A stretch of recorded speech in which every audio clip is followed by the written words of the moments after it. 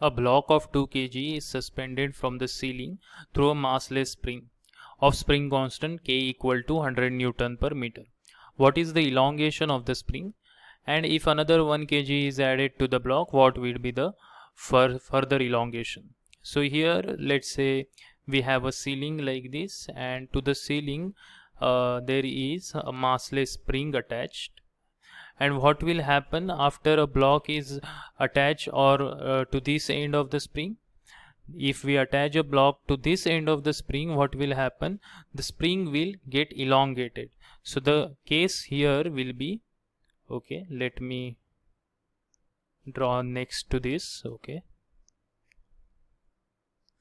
what will happen? The spring will get elongated, okay, something like this, and this will be your block. Now what will be this elongation? Okay, that we have to find out. Now we know that for the spring force, okay, if you have a spring like this and mass is attached to it, and this is the this is where the spring another end of the spring is tied, then if I push this block this direction to the right by such that it displaces by x amount, then what will happen? The spring will pull it in the with the force of kx. Okay, so this is the displacement dependent force. So displacement is x, the force is kx. If the displacement was 2x, the force would be k times 2x. Okay, so it depends on the displacement. So now if I draw the free body diagram of this mass m, okay, which is 2 kg, then what I will get? Upward force has to be kx and the downward force has to be mg. Now this mass is not accelerating. Okay, so what will be the elongation? What will be the total force? Net force will be 0. So since the net force is 0, kx and mg are perfectly balanced with each other.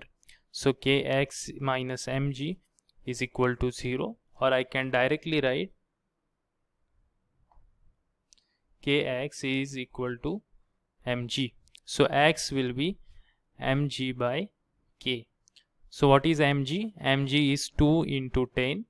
Okay, g value we have taken 10 over here, and k is 100 Newton per meter. So k is the spring constant.